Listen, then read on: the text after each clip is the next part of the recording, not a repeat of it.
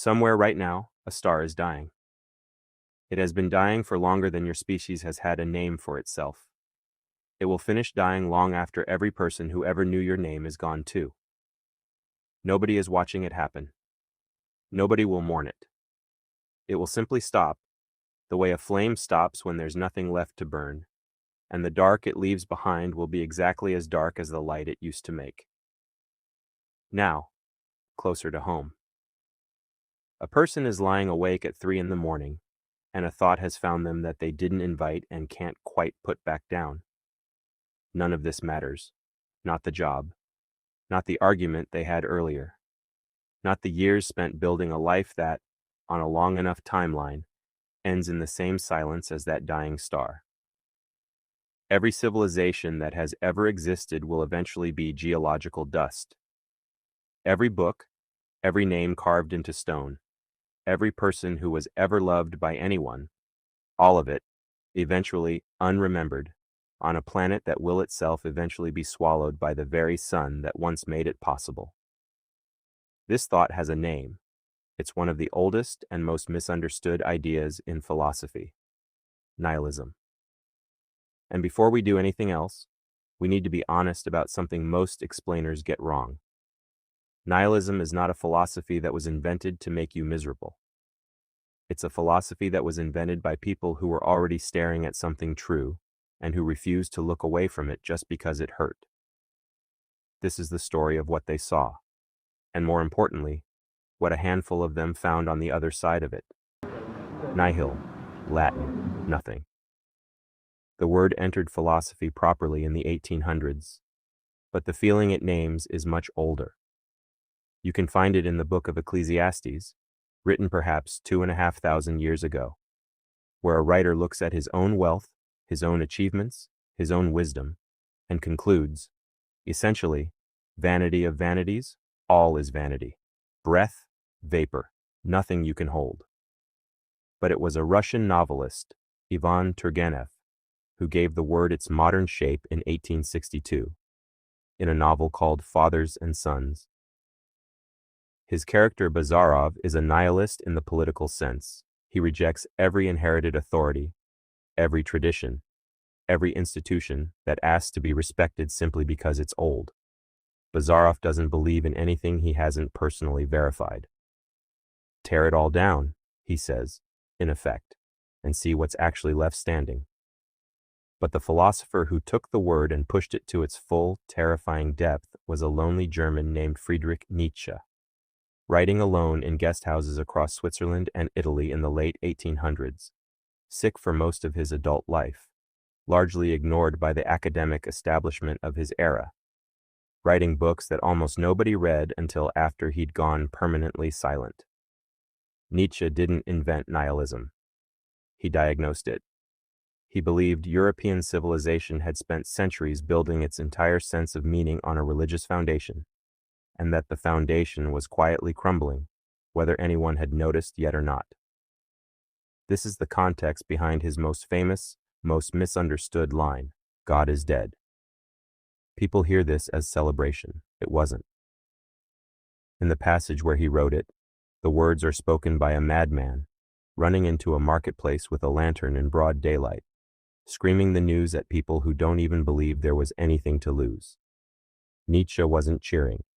He was warning. He believed that once the old source of absolute meaning was gone, humanity would fall into a hole it hadn't built a floor for yet. And he had a name for that hole. He called it the abyss. Here is the actual argument, stripped of poetry, laid out as plainly as it can be laid out. The universe does not appear to have been built with you in mind. It does not appear to track your suffering, reward your virtue, or remember your name after you're gone.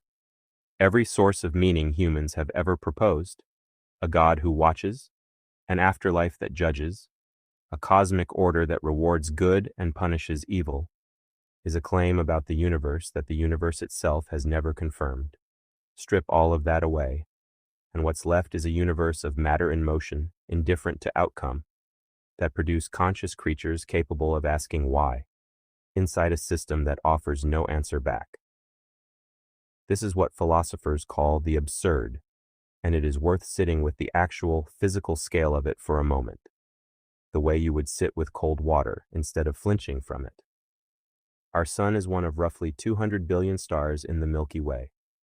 The Milky Way is one of roughly 2 trillion galaxies in the observable universe. Every person who has ever lived, every war ever fought over a border, every heart ever broken, all of it took place on a single rock, orbiting one ordinary star in one unremarkable galaxy, inside a universe so large that light from its most distant visible edges has been traveling toward us for over 13 billion years, and still hasn't finished the trip. Zoom out far enough, and human significance doesn't diminish gradually. It disappears completely, the way a single word disappears if you zoom out far enough from a book. This is the abyss. Nietzsche's most quoted warning about it is simple, and almost every person who has felt real despair has felt the truth of it without needing the philosophy to explain it to them. Stare long enough into the abyss, and the abyss starts staring back into you, meaning that this isn't a thought experiment you can visit and safely leave. If you actually let this idea in, really let it in, not just intellectually, it changes how you feel about getting out of bed. It has, historically, driven serious thinkers to serious despair. This is not a philosophy people play with casually. It's one they sometimes don't come back from, which is exactly why what happens next in this story matters so much. Nearly a century after Nietzsche, in France, a philosopher named Albert Camus inherited this same abyss and made a decision that changed the entire trajectory of the idea. Camus opened one of his most important essays with a sentence that should stop anyone in their tracks the first time they actually read it slowly. There is, he wrote, only one truly serious philosophical problem, and that is suicide. Judging whether life is or isn't worth living, he said, is the fundamental question philosophy actually needs to answer. Everything else is secondary. This was not dramatics. Camus meant it with total precision. If the universe offers no inherent meaning, then the honest first question any thinking person has to answer is, given that, is it still worth continuing? Camus' answer was yes. But to understand why, you have to understand the myth he chose to explain it. Sisyphus, in Greek mythology, angered the gods and was given a punishment engineered with genuine cruelty. He was made to push a boulder up a mountain. Every time he reached the top, the boulder rolled back down. Forever. Not a task with an ending. A task that is, by design, permanently, structurally pointless. Ancient readers understood this as a horror story. Camus read it as something else entirely. A mirror. Because, he argued, this is not a myth about a punished man. It's a description of literally everyone's Tuesday. Wake up, work, sleep. Wake up, work, sleep. A boulder, pushed up the same hill on a loop that ends only at death. And even that ending doesn't resolve anything cosmically, it just stops the pushing. Camus' final move is the one that made this essay immortal, and it's worth hearing slowly because it's easy to rush past. He wrote that the struggle itself, the act of pushing, fully, with your whole strength, toward a summit you know will not hold, is enough to fill a human heart. And then he wrote the line that the entire essay had been building toward: one must imagine Sisyphus happy. Not because the boulder will someday stay at the top. It won't. Not because the task secretly has hidden meaning if you squint hard enough. It doesn't.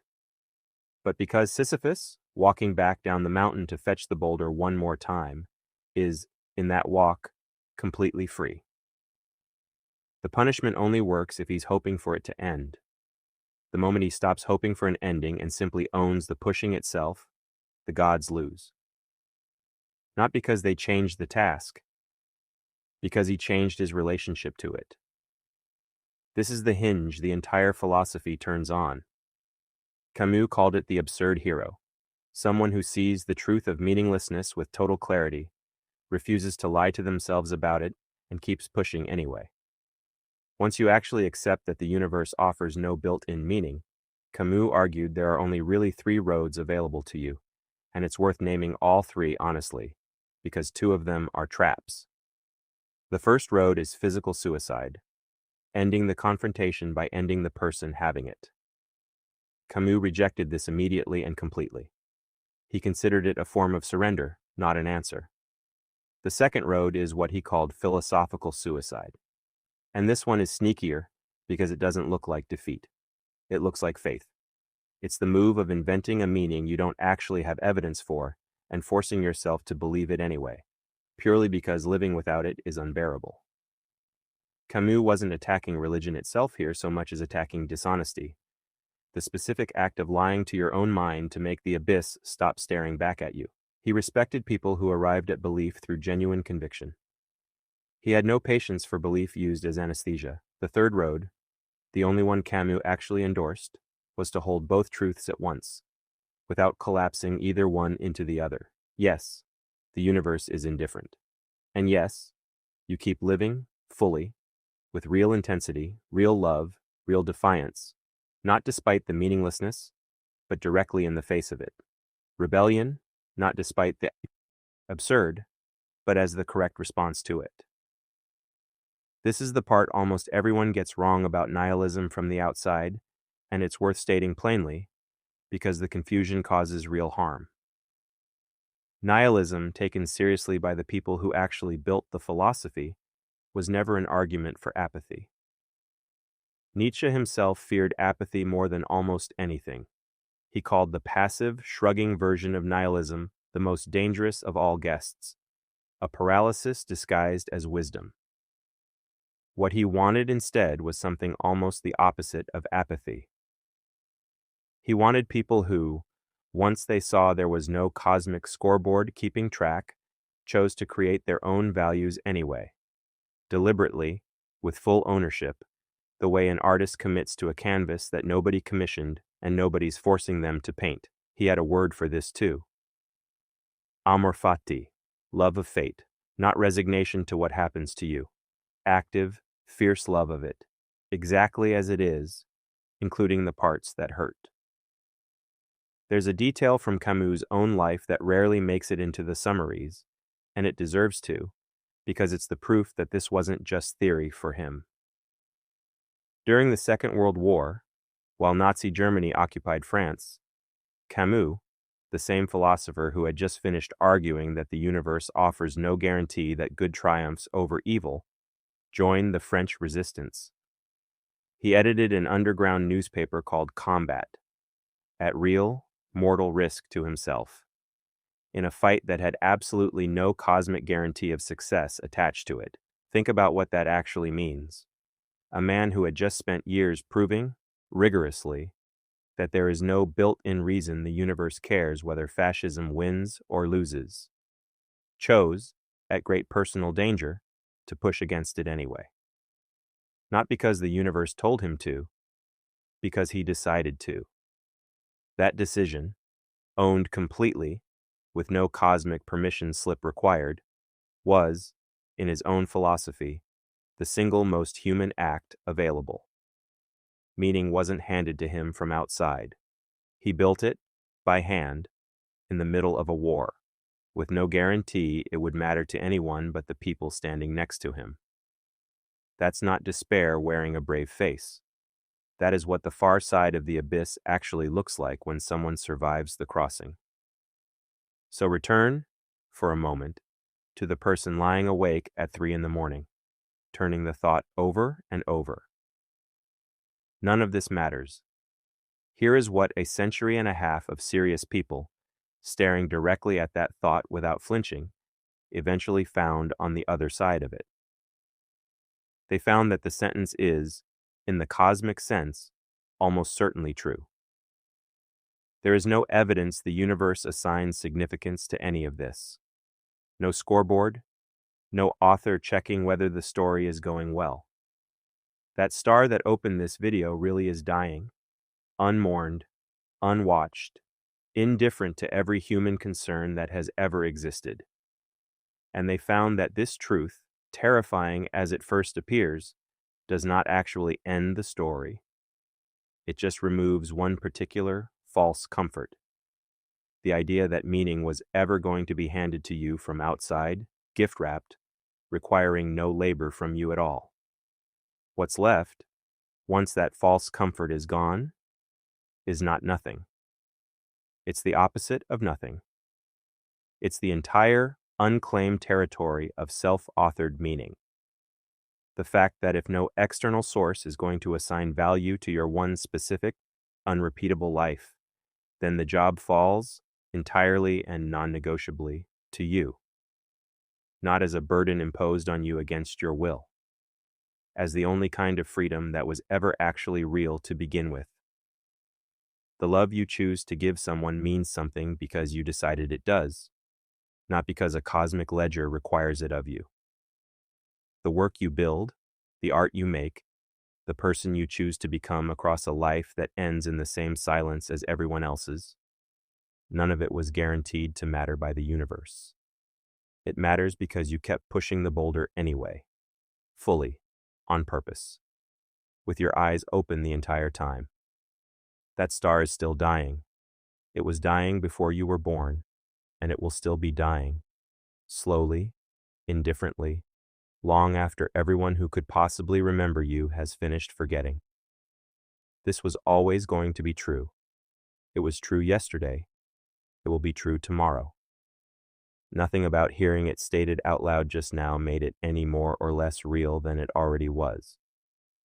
What changes, what actually meaningfully changes, is not the fact. It's what you decide to do standing underneath it. You can let the size of the universe make you small. Plenty of serious, intelligent people have. Or you can do what a tired French philosopher did, walking down a mountain, boulder rolling to the bottom behind him one more time, knowing with total certainty he would have to walk back up and do it again tomorrow, and choose anyway, on no authority but his own, to call that walk good. The universe was never going to tell you that your life mattered. It was never going to tell anyone that. Which means, if it's going to be true at all, for you, in this one unrepeatable pass through the world you get, someone has to say it first. It might as well be you.